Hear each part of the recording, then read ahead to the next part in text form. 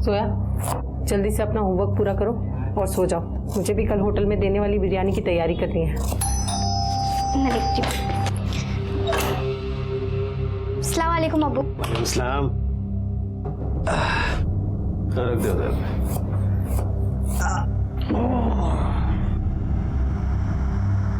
वो मैं सोने जा रहा हूँ, मेरे को नींद आ रही है।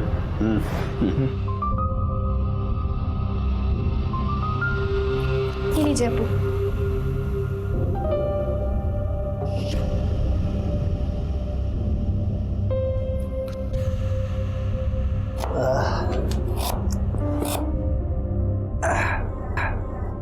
फातिमा, वो हमारे सर है ना महेश जी, कल उनको घर पे दावत में बुलाया है।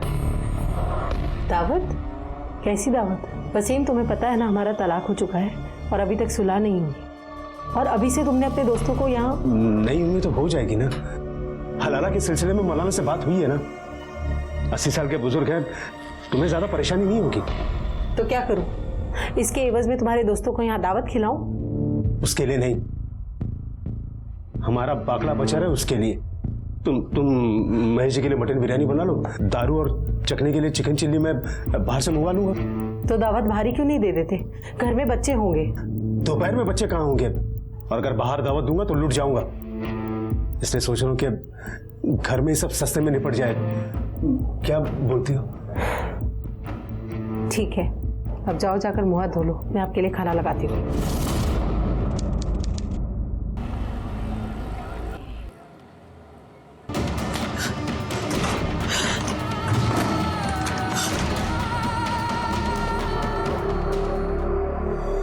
जोया, जोया क्या हुआ बेटा?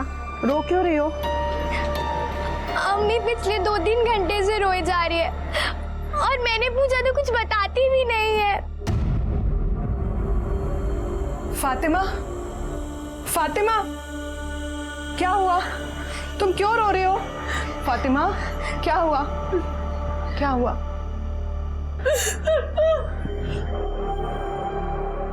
जोया, तुम्हारे ट्यूशन का टाइम हो गया है ना? जाओ बेटा, अभी ट्यूशन जाओ, मैं हूं यहाँ पर, ठीक है? जाओ। फातिमा, अब बताओ क्या हुआ? ऑफिसर वसीम भाई, भाभी जी के पिछले बिरयानी का स्वाद आज भी याद है। वैसी होनी चाहिए बिरयानी आज भी। अरे साहब, फातिमा के हाथ में जादू है, जादू। मैं शर्त लगा सकता हूँ, उससे अच्छी बिरयानी आइटम बनेगी। फातिमा जी। अरे कुछ ले आओ भाई।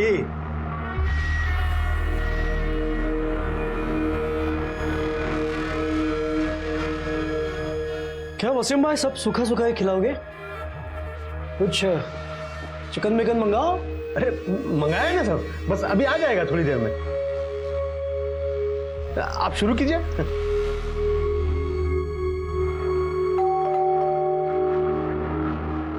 ये लीजिए, चिकन आ गया।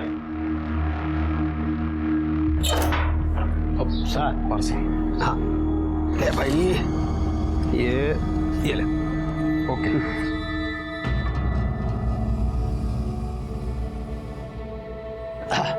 सब बस तैयार करके लेके आया।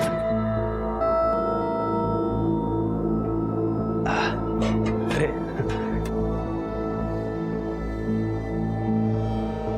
ये है ना, अरे खा लो चुपचाप, देख थोड़ी रहा कोई तरफ है। बस बस बस बस। अच्छा ठीक है, और लगेगा तो ले लेना। हा? ये लीजिए सर, ये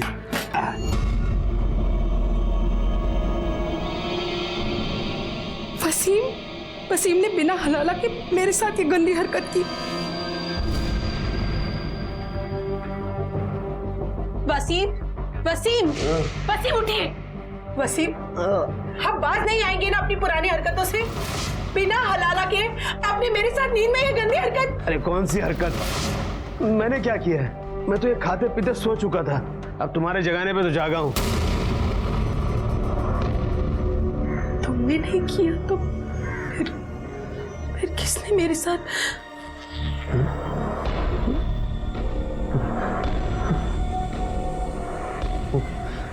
ये हरकत जरूर कभी ने महेश की होगी। फातिमा, मैं तुम्हारे बगल में रहती हूँ, एनजीओ में काम करती हूँ और औरतों के हक के लिए लड़ती हूँ। फिर जब ये सब तुम्हारे साथ हुआ तो तुम मेरे पास क्यों नहीं आई? देखो फातिमा, तुम्हारे साथ जो हुआ है उसे बदला तो नहीं जा सकता, लेकिन जिसने भी तुम्हारा रेप किया है उसे सजा जरूर मिलेगी। हम अभी पुलिस स्टेशन जाएंगे और कंप्लेंट करेंगे, ठीक है? चलो मेरे साथ, चलो पुलिस स्टेशन जाएंगे हम। ओ मैडम, महेश को उसके की सजा जरूर मिलेगी, लेकिन अगर पुलिस में कंप्लेंट की ना तो पूरे एरिया में हमारी बदनामी हो जाएगी। और वैसे भी महेश का हम लोग कुछ नहीं बिगाड़ सकते, बहुत बड़ा आदमी है वो, पैसा है, रुतबा है, सब कुछ है। और हम एक गुजारिश करूं आपसे, आपका ये महिला मुक्ति मोर्चा ना हमारे घर से दूर रखिए, जाइए यहाँ से। वसीम भाई, आप मेरी बात को समझने की समझ आपकी बात, आप जाइए यहाँ से, नहीं करनी पुलिस कंप्लेंट। नहीं वसीम, मुझे कंप्लेन करनी है।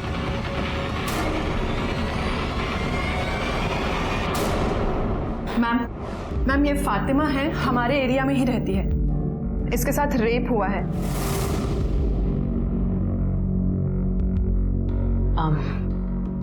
आप जानती हैं उसे? नहीं,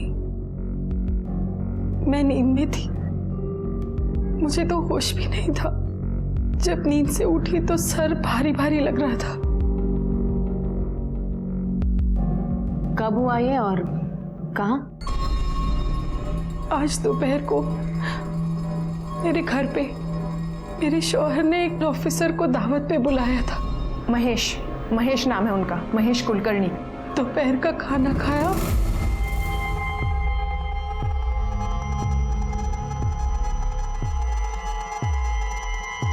तो पता नहीं बेइंतहा नींद आने लगी।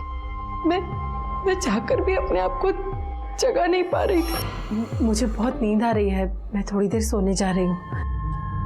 बिरयानी रखी है अंदर, ले लीजिएगा। जाकर अपने कमरे में सो गई और जब उठी तो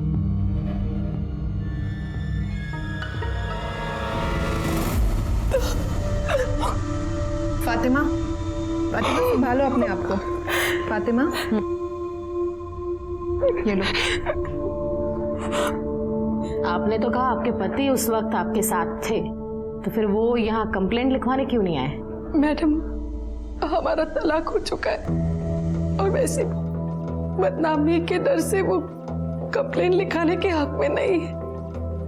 कमाल है, आपके पति से आपका तलाक हो चुका है, फिर भी उन्होंने एक ऑफिसर को आपके घर पर दावत के लिए बुलाया और आपने उनके लिए खाना भी बनाया। स्ट्रेंज। मैडम, दरअसल आजकल हम लोग साथ ही रहते हैं, तलाक हुआ है पर हलाला की बात चल रही है। वो मुझसे दोबारा निकाह करना चाहते हैं। तो हो सकता है आपके पति ने ही नींद में आपके साथ जबरदस्ती की हो। नहीं मैडम, वो तो खुद बेसुध बेहोश होकर सो रहे थे, मैंने खुद उन्हें उठाया। ये भी तो हो सकता है ना कि ये सब कुछ करने के बाद उसने नींद का नाटक किया हो। नहीं, वसीम ऐसा नहीं कर सकते। हलाला की बात निकाह से पहले ये सब करना गुनाह है। मुझे पूरा यकीन है महेश साहब ने मेरे साथ ये गलत हरकत की है।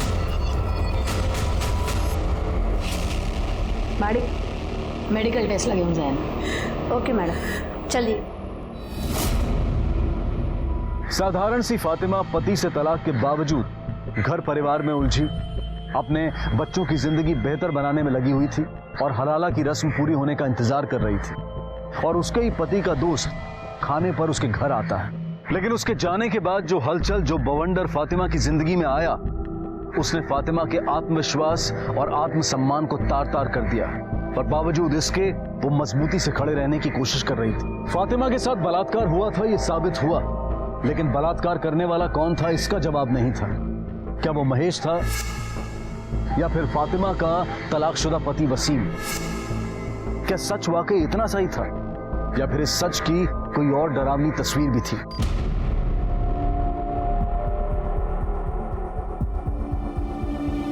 ये फातिमा का ही घर है ना? जी अम्मी का ही है। बेटा, हम मुआवना करने आए, आप थोड़ा वहां खड़े रहना और किसी भी चीज को हाथ मत लगाना।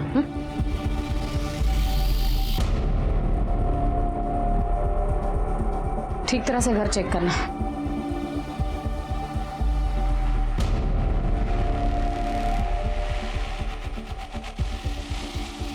मैडम। हाँ। मैडम ये देखिए, इतनी सारी बिरयानी ये पार्सल का डिब्बा, ये झूठी खांडवी, बाहर शराब की बोतलें, 2 ग्लासेस। मुझे लगता है कि फातिमा सच बोल रही है और हो सकता है कि इसी खाने में नींद की दवाई मिलाई गई हो और शायद उसी बेहोशी की नींद में महेश ने या फिर खुद वसीम ने उस पर रेप किया हो। एक काम करना, सब एविडेंस कलेक्ट करना और ग्लासेस और बॉटल फिंगरप्रिंट्स के लिए लैब में भेज देना।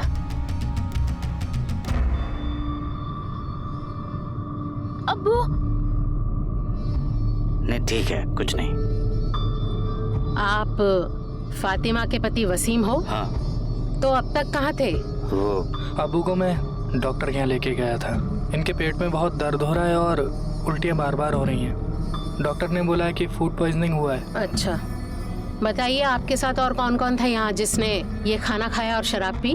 वो ऑफिसर है ना महेश, वो थे।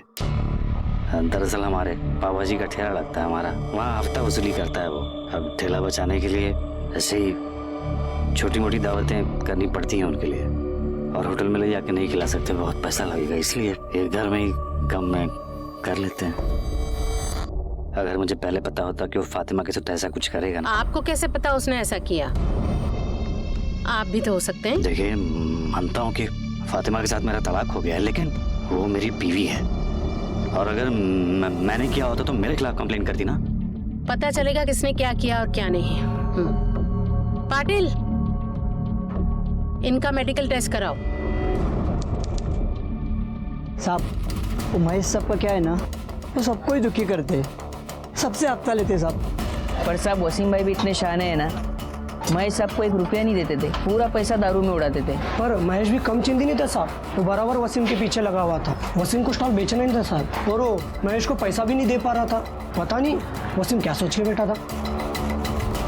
मैडम, फातिमा और वसीम इन दोनों की मेडिकल रिपोर्ट आ गई है, और इस रिपोर्ट के मुताबिक फातिमा के बॉडी में जो सीमेंट पाए गए हैं वो वसीम के सीमेंट से मैच नहीं हो रहे। मतलब वसीम और फातिमा के शारीरिक संबंध नहीं हुए? हाँ मैडम, और स्टार्टर में जो इन दोनों ने चिकन चिली खाई थी उसमें नींद की दवाई मिलाई गई थी। दोनों की ब्लड रिपोर्ट में उसके ट्रेसेस पाए गए हैं। ज्यादा वसीम को पैसों की जरूरत थी, कहीं ऐसा तो नहीं कि पैसों के लिए या फिर महेश का हिसाब चुकता करने के लिए वसीम ने ही अपनी बीवी फातिमा का सौदा किया हो, या फिर महेश की नीयत बिगड़ गई।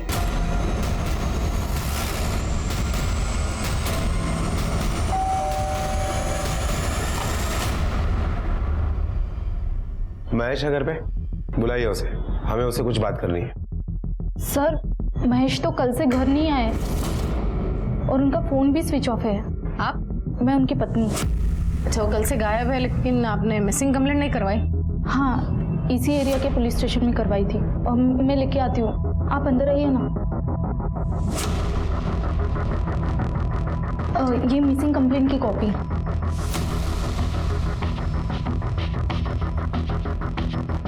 महेश का नंबर दे, और जैसे वो घर पे आता है हमें इन्फॉर्म करना। नंबर है 996711।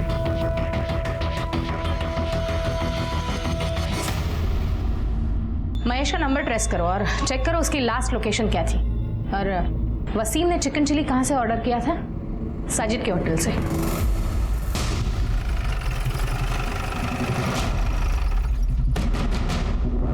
यहाँ साजिद कौन है? मैं हूँ मैडम। आपके यहाँ से फातिमा और वसीम के घर पे 18 तारीख को चिकन चिली गई थी। हाँ, गया था मैडम। आप जानते हैं फातिमा और वसीम को? जानता हूँ। कितनी अच्छी तरह से जानते हो? अब अच्छी तरह से जानता हूँ। फातिमा हर रोज हमारे यहाँ 25 किलो बिरयानी बेचती थी, तो काम का वास्ता हुआ ना मैडम। तो आपको ये पता होगा कि उसके साथ रेप हुआ है? नहीं। और आपके यहाँ से जो चिकन चिली गया है उसमें नींद की दवाई मिलाई हुई थी। देखिए मैडम, ये सब के बारे में मुझे कुछ भी नहीं मालूम है। कहीं ऐसा तो नहीं आप ही ने मिलाई और बाद में जाके फातिमा के साथ ये हरकत की हो? देखिए मैडम, मैं सच कह रहा हूँ, मैंने कुछ भी नहीं किया है। पाटिल, या ना मेडिकल टेस्ट साठी घेऊन जा। Okay madam. देखिए मैडम, मैं कुछ नहीं किया। मेरी बात जो बोला है उतना ही कर, चल। देखिए सर, मैं कह रहा हूँ मैंने कुछ नहीं किया। फातिमा, कैसी है तू? सुना तेरे बारे में, सुन के बहुत बुरा लगा। मतलब समझ में नहीं आता कि कोई इतनी उम्र वाली औरत के साथ, क्या जाने कैसा आदमी होगा वो जो कहीं तूने जाने अनजाने में उससे कुछ इशारा नहीं किया ना?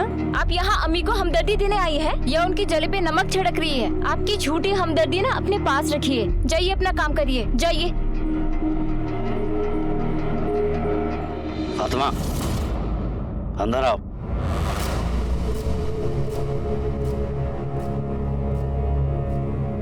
सुन लिया? मिल गया सुकून? अरे ये तो सिर्फ एक औरत थी, बाहर मोहल्ले में निकलोगी ना तो हर तरफ यही बातें हो रही हैं। अरे मैं कह रहा हूँ तुमसे कि कंप्लेंट वापस ले लो। उस महेश से ना तो अपनी तरफ से निपट लूंगा मैं। वसीम, बात तरीके की या बदला लेने की नहीं है, बात इंसाफ की है और उसके लिए कंप्लेन करना जरूरी था। इंसाफ क्या इतनी आसानी से मिल जाएगा तुम्हें? रोज पुलिस स्टेशन के चक्कर, कोर्ट कचहरी के चक्कर काटने पड़ेंगे ना, तब पता चलेगा तुम्हें। मैं कह रहा हूँ कंप्लेंट वापस ले लो। नहीं वसीम, मैं कंप्लेंट वापस नहीं लूंगी। फातिमा जी, आप साजिद के रेस्टोरेंट के लिए बिरयानी सप्लाई करती हैं ना? जी। ये साजिद कैसा आदमी है? मतलब आपके साथ जो हुआ है वो कर सकता है? जी। देखिए, उस दिन आपके घर से जो चिकन चिली हमने बरामद की उसमें नींद की गोलियां मिलाई गई थी। आपको क्या लगता है कि ये हरकत साजिद कर सकता है? साहब, उसके पास मेरा बहुत पैसा बकाया है। जब मैंने पैसे मांगे तो उसने कहा कि तुम्हारे शौहर का उधार कौन चुकाएगा, इसलिए सारे पैसे कट गए। इस बात पे मेरा उसके साथ बहुत झगड़ा हुआ था और फिर एक दिन उसने मेरे साथ बदतमीजी करने की कोशिश की। मैम मुझे दे दीजिए, मैं लूं। ए मोइन, तू जा पार्सल लेके, मैं देख लेता हूँ। तू जा।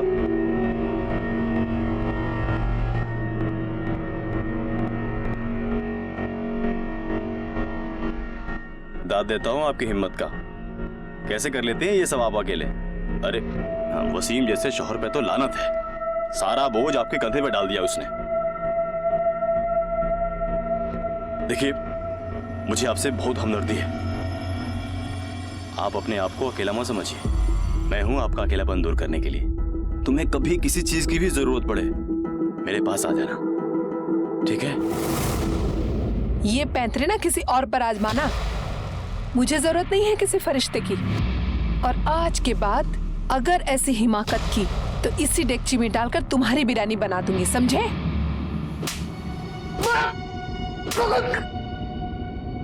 अरे वसीम ने तुझसे पैसे उधार लिए थे और वो तुझे रिटर्न नहीं कर पा रहा था, तो वो पैसे वसूलने के लिए तूने उसकी बीबी फातिमा के साथ गलत हरकत करनी चाहिए। लेकिन जब उसने इनकार किया तो जबरदस्ती तूने उसके ऊपर अपनी मर्दानगी साबित की, है ना? खुदा कसम साहब, कोई माजरा नहीं था। फातिमा वो गलतफहमी हो गई थी, मेरी हमदर्दी को वो गलत समझ बैठी। उसने इतराज किया ना, उसके बाद से तो मैंने उसकी मदद करनी ही छोड़ दी। मैं सच कह रहा हूँ। तेरी हमदर्दी का लेवल तो हम लोग बाद में पता कर लेंगे। पहले बता, महेश के साथ तेरा क्या वास्ता था? महेश भाई से मेरा कोई वास्ता नहीं है। अच्छा ठीक है, बता, फातिमा के घर उस दिन चिकन चिली का पार्सल लेकर कौन गया था? पार्सल? हाँ, वो मेरा डिलीवरी बॉय है ना, मोइन। मैं पार्सल लेके गया था मैम, पर मैंने कुछ नहीं किया। पार्सल में नींद की दवाई तूने अपनी मर्जी से मिलाई थी या फिर वसीम, साजिद या महेश के कहने पर? मैंने कुछ नहीं, मैंने कोई दवाई नहीं मिलाई साहब।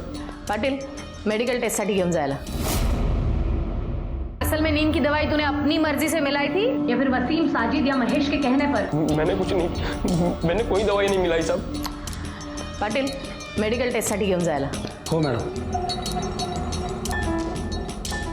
जादव, महेश का हाथ लगना बहुत जरूरी है। शायद वही बता सकता है कि खाने में नींद की दवाई किसने मिलाई। मैडम, जब हमने वसीम के स्टॉल के आसपास के लोगों से पूछताछ की तो पता चला है कि वसीम महेश के पैसे नहीं लौटा पा रहा था, इसलिए महेश ने उसे एक ऑप्शन दिया था कि वो अपने सारे स्टॉल महेश के नाम पे कर दे। हो सकता है कि इस सिचुएशन में महेश और वसीम इन दोनों ने ही मिलकर ये प्लानिंग की हो सकता है शायद महेश और वसीम में से किसी एक ने नींद की दवाई खरीदी हो। पता करना आसपास के एरिया में जितने भी मेडिकल स्टोर्स हैं उसमें से पिछले 4-5 दिनों में किस किस ने नींद की दवाई खरीदी है। Okay madam. हाँ बोल। ओके मैडम, महेश का मोबाइल का लोकेशन डोंगरी चाल के आसपास एक्टिवेट हुआ है। तो उठा लो उसे।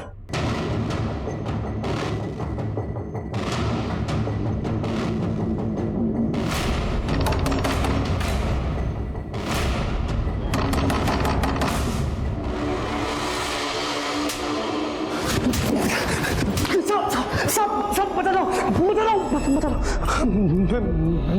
मैं मानता हूँ मैं वसीम के यहाँ खाने पे गया था, लेकिन मैंने उसकी बेबी का रेप नहीं किया। मुझे कुछ नहीं पता। तो सिर्फ तेरे खाने में नींद की गोली क्यों नहीं थी? वो वसीम मुझे फंसाने की कोशिश कर रहा है। उस दिन स्टार्टर खा के मैं चुपचाप चला गया था वहां से। उसके बाद क्या हुआ मुझे कुछ नहीं पता। तुझे कुछ नहीं पता तो तू गायब क्यों हुआ था? फोन क्यों बंद था तेरा? वो उस दिन में ही वसीम ने मुझे शराब पिलाई थी। 2 पेग होने के बाद ही मेरा सर दर्द करने लगा, इसलिए मैं वहां से मेरे ससुर का डोंगरी में घर है, वहां चला गया था। खाली है वो घर और उसकी एक चाबी मेरे पास है। वहीं पे था मैं, चार्जर नहीं था, फोन बंद पड़ा। दूसरे दिन मैं उठा तो मेरा फोन स्विच ऑफ था। नया चार्जर लेके फोन चार्ज किया, तब मुझे घर से ये बात पता चली कि ये सब हुआ है। इसलिए डर के मारे मैंने फोन बंद कर दिया और वही डोंगरी में छुपा रहा। मैंने कुछ नहीं किया। मार्टिन, मेडिकल टेस्ट लगे होंगे। हो मैडम, चल। मैडम, महेश के कॉल रिकॉर्ड के हिसाब से उस दिन वो वसीम के घर पे 2:30 बजे तक था और उसके बाद 5 किलोमीटर दूर वो चाली में था। वो 3 दिन तक वहीं था। कहीं ऐसा तो नहीं कि महेश के जाने के बाद किसी और ने ही ये रेप किया हो सकता है, लेकिन महेश के मेडिकल रिपोर्ट्स आने तक कुछ नहीं कहा जा सकता। अगर महेश का सीमन और फातिमा के बॉडी पे मिला हुआ सीमन मैच होता है और डोर पे महेश के फिंगरप्रिंट्स मिलते तो डेफिनेटली रेप महेश ने किया है। लेकिन ये सब महेश के रिपोर्ट्स आने के बाद, तब तक if and buts, get the reports. Okay ma'am.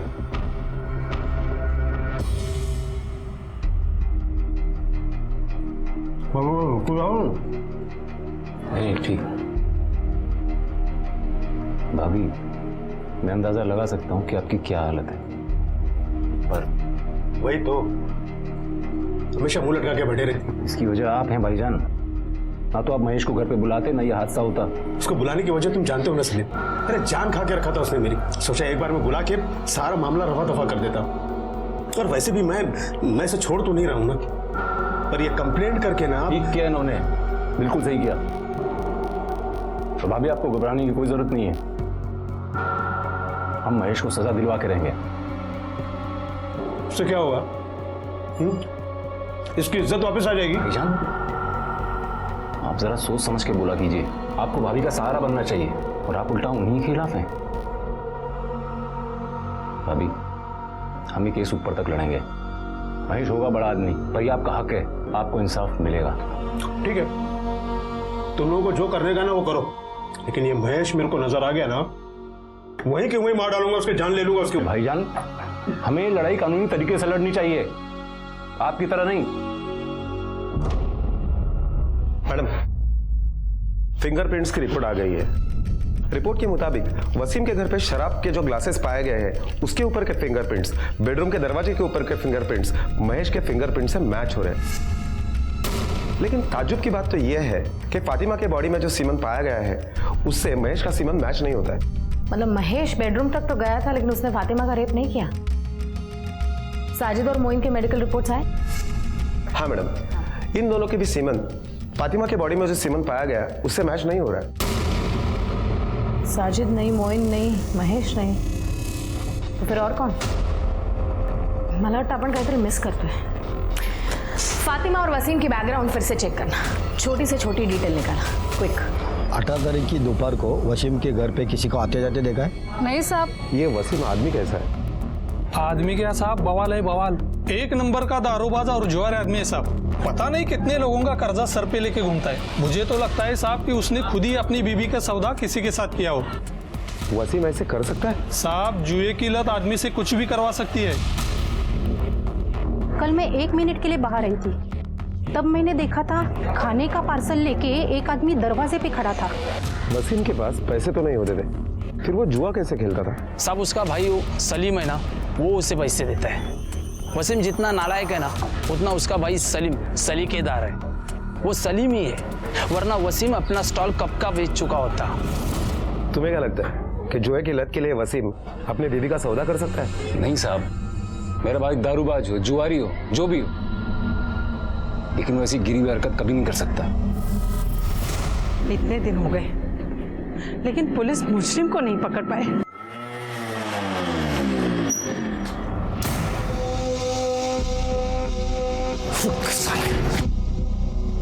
Wasim भाई, तुम मुझे जानबूझ के फंसा रहे हो, क्यों? क्या बिगाड़ा है मैंने तुम्हारा? मेरी बीवी के साथ जबरदस्ती किया तूने। मैंने कुछ नहीं किया है, बल्कि तुम्हारे इस झूठी केस की वजह से मेरी नौकरी चली गई है। देखो अच्छे से बोल रहा हूँ, ये केस वापस लो, नहीं तो अच्छा नहीं होगा। तुम्हें जो करना है कर लो, पर ये केस मैं हरगिज वापस नहीं लूंगी। हाँ। आज बहुत प्यार आ रहा है बीवी पे, बीवी की साइड ले रहे हो। उस रात ये प्यार हाँ? बोलना नहीं समझ में आ रहा। अगर पुलिस केस नहीं होता ना तो ये मार डालता तेरे को। चल निकल, चल जा, चलो तुम चलो। उस रात क्या चल जा, होगा? निकल यहाँ से। हाँ? उस रात क्या चल निकल। होगा?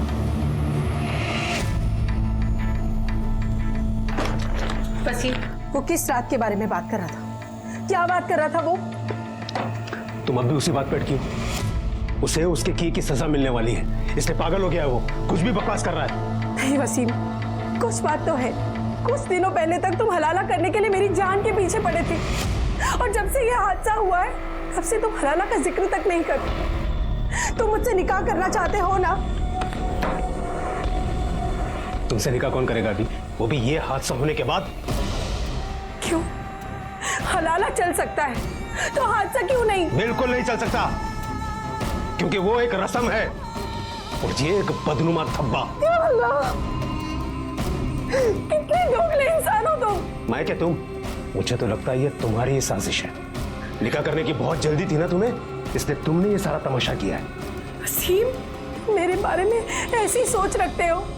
इतनी मैं गलत हूं मैं? तुम क्या हो, कैसी हो, ये आज मुझे पता चला। बात करते। बदनामी लोगों की नजरों में सवाल फातिमा को भेद रहे थे। दूसरी तरफ वो मानो हताश होने लगी थी कि उसे इंसाफ मिलेगा भी या नहीं। तीसरा झटका वसीम का व्यवहार।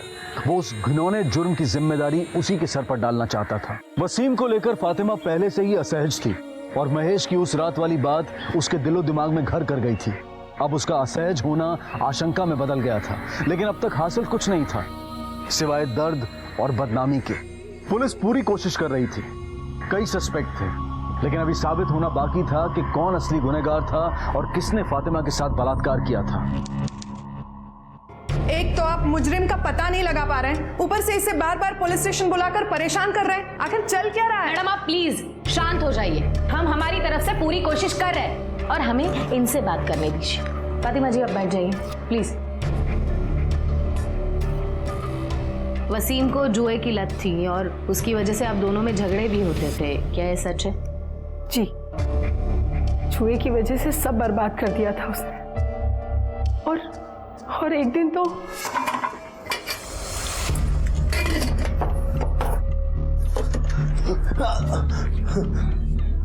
ये क्या कर रहे हैं आप? ये पैसे मैंने जोया और इमरान की पढ़ाई के लिए जमा किए, ना कि आपका जुआ खेलने के लिए। दीजिए मुझे, दीजिए मुझे पैसे दीजिए। अरे हट, अरे हट, रुकिए, पैसे दीजिए मुझे। छोड़ बोला ना। दीजिए पैसे दीजिए। मैं मर के पैसे जमा कर रही हूँ और आप निकलिए मेरे घर से, निकलिए। ये तहजीब सलीका सब भूल गई है क्या? नहीं जाऊंगा इधर से। ज्यादा बकवास की ना तो उठा के। भाईजान क्या कर रहे हैं आप? अब चलिए यहाँ से। अरे आप आइए मेरे साथ, छोड़िए, चलिए। इमरान तू उनके साथ मत जा, वो तेरी जिंदगी भी अपनी तरह बर्बाद कर देंगे।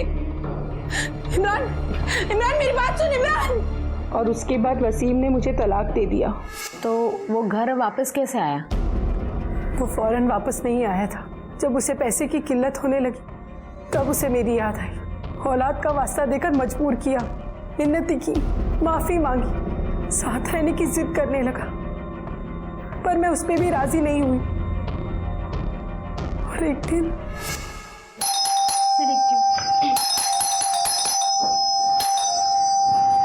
अम्मी अब्बू की तबीयत बहुत खराब है। अम्मी प्लीज आप मेरे साथ चलिए, अब्बू को आपकी जरूरत है। अम्मी प्लीज, अम्मी मेरे साथ चलिए। इमरान मैं कहीं नहीं जाऊंगी और उस आदमी के यहाँ तो कतई नहीं। अम्मी प्लीज प्लीज़ मेरी बात मानिए, अब्बू को आपकी ज़रूरत है और चाचू भी घर पर नहीं है। अब्बू अकेले, और अब्बू के लिए नहीं तो मेरे लिए और जोया के खातिर प्लीज़ चलिए।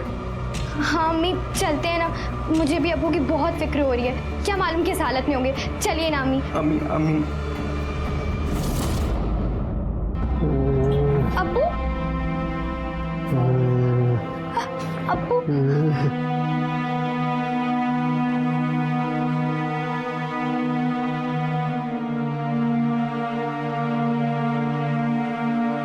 इमरान, ठंडा पानी और कपड़ा लेकर आ।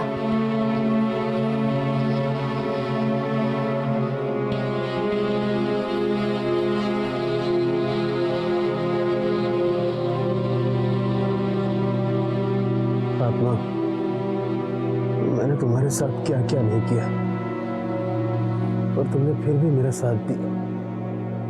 मैं अपने किए पे शर्मिंदा हूँ फातिमा, मुझे माफ कर दो। वसीम, अब कुछ नहीं हो सकता। हो सकता है फातिमा। मैं वादा करता हूँ मैं सुधर जाऊंगा। मैं जुआ नहीं खेलूंगा, मैं शराब भी नहीं पीऊंगा। बस एक मौका दे दो मुझे। मैं जानती थी उनकी जुआ खेलने की लत कभी नहीं जाएगी, वो कभी नहीं सुधरेंगे, इसीलिए मैं उनसे सुलह नहीं कर रही थी। पर एक दिन मुझे महसूस हुआ कि मुझे शौहर की जरूरत हो ना हो, जोया को बाप की जरूरत है। उसके बाद मैंने फैसला किया कि मैं अपने लिए नहीं पर अपनी औलाद के लिए वसीम को एक मौका जरूर दूंगी। इसीलिए पिछले 6 महीने से हम साथ रह रहे हैं और वसीम में तब्दीली आई भी। उसकी जुए की लत छूटने लगी, एक जिम्मेदार शौहर और बाप होने की कवायद करने लगा। पर फिर एक दिन ये मनहूस दिन आ गया जिस दिन मेरे साथ पर कुछ दिनों से उसका बर्ताव बहुत अलग है। पहले तो वो हमेशा निकाह और हलाला की बात करता था, लेकिन आजकल नजरअंदाज करता है। शायद महेश ने मेरे साथ ऐसा किया इसलिए। महेश ने आपके साथ कुछ नहीं किया, सबूत है हमारे पास। फिलहाल आप जा सकती है, केस में कुछ डेवलपमेंट हुआ तो definitely I will get back to you. चलो फातिमा, चलो।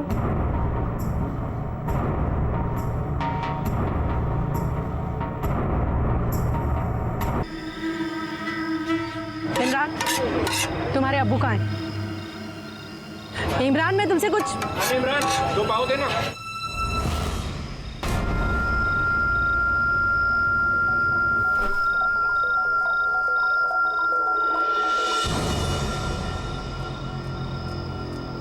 वसीम, पुलिस ने मुझे बताया कि महेश बेकसूर है, उसने कुछ नहीं किया, असली मुजरिम कोई और है।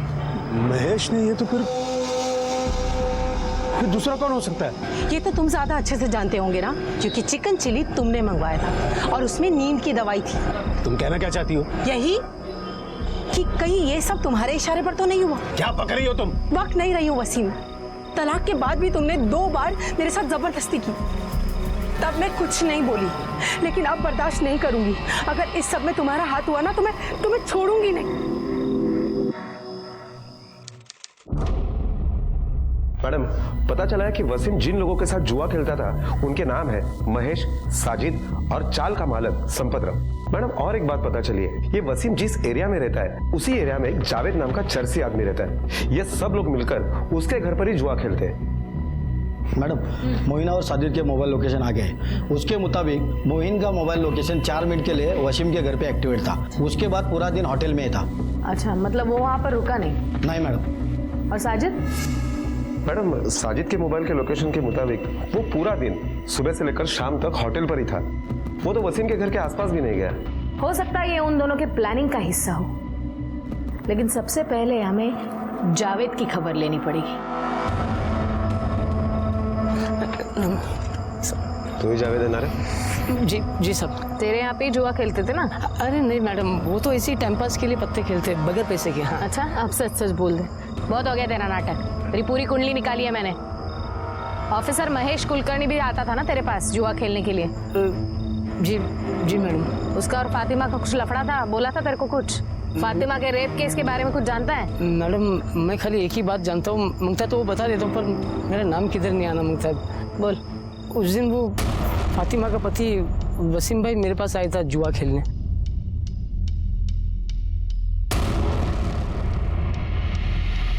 सलीम? सलीम भी जुआ खेलता है? जी जी। वसीम जुआ खेलता है? हाँ सर। और तुम? मुझे ये सब पसंद नहीं है, इसलिए कभी नहीं खेलता। सलीम ने हमें झूठ क्यों बताया कि वो जुआ नहीं खेलता? और कौन कौन था? और हमारे वो चाल का मालिक संपत राव भी था। ये लो लाओ इधर, आज अपन का दिन है भाई लोग, संभल के। ये लो, आज सबको कंगाल करके छोड़ूंगा मैं। पहले चाल चल वसीम, देखते हैं आज कौन किसको कंगाल करता है। ये ले सबसे बड़ा दाव, अहमद।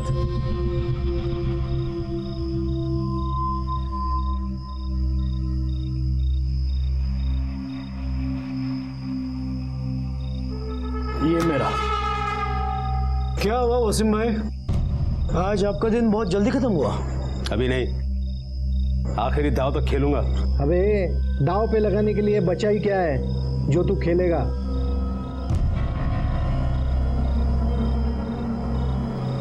अरे निकलेगा भी, देख कैसे।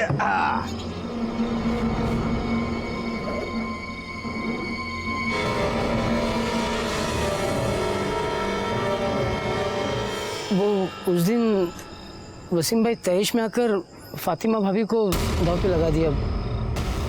अरे भाईजान आप ये क्या कर रहे हैं? ये भाभी का फोन। अरे चुप कर सलीम,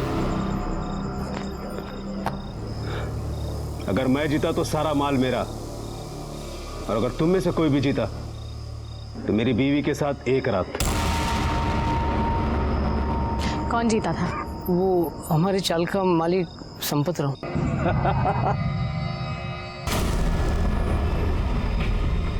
3 बेगम।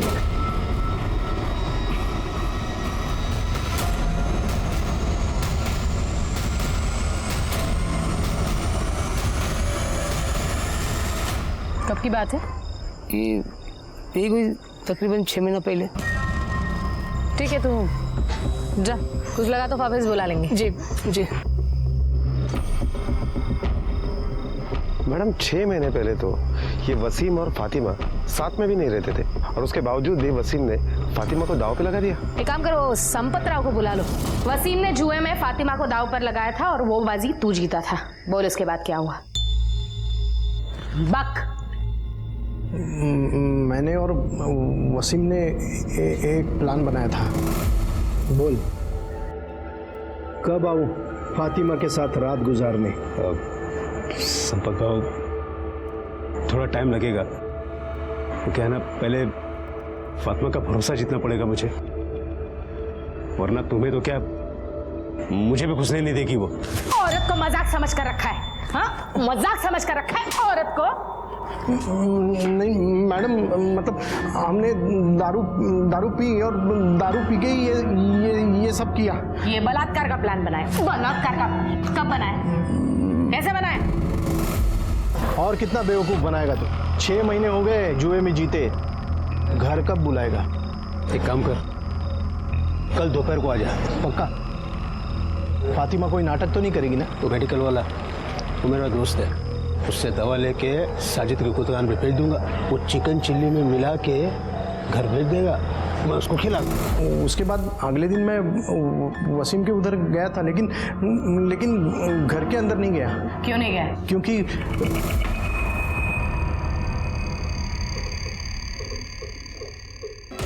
उसके बाद मैं अपने घर चला गया। शाम को मुझे पता चला कि फातिमा का बलात्कार हुआ है। मैं डर गया, मुझे लगा मैं बेकार में फंस जाऊंगा।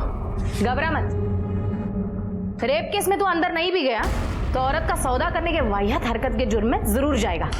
पटेल घेऊन जायला आणि याची मेडिकल टेस्ट पण करा। हो मैडम गलती हो गई मैडम। अब अंदर जाके पछता ना, चल चल। उसके कॉल रिकॉर्ड्स, मोबाइल लोकेशन सब निकालो, तो वो सलीम को उठाओ।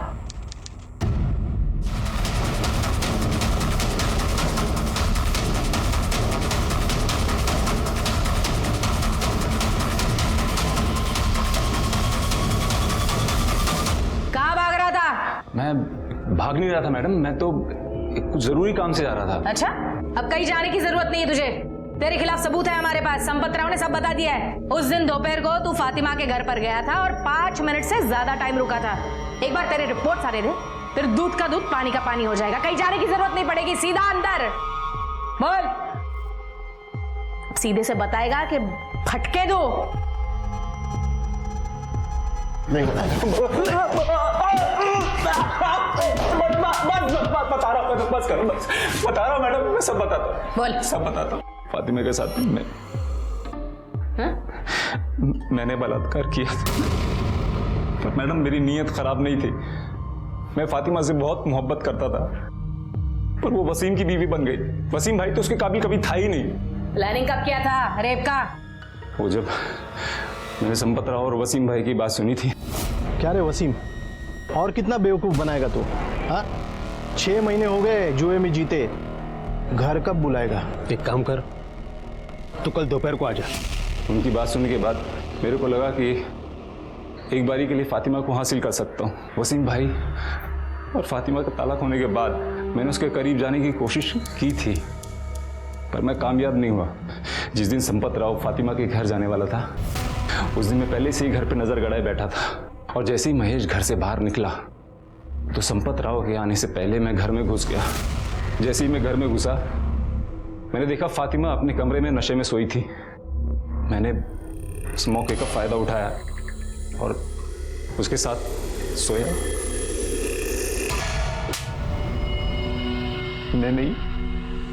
मैंने वसीम भाई को जुआरी बनाया। उसको जुआ खेलने के लिए पैसा देता था ताकि वो शराब और जुए की लत में हमेशा उलझा रहे, और उसका स्टॉल और फातिमा को मैं हासिल कर लूं।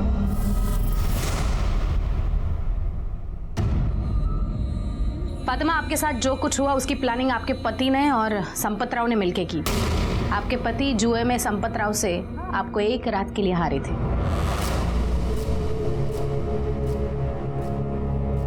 वसीम, तुमने ये क्यों किया? मुझे माफ कर दो। अल्लाह का खौफ नहीं। रुकिए, असली गुनहगार कोई और नहीं, सलीम है। यह हरकत आपके साथ उसी ने की है।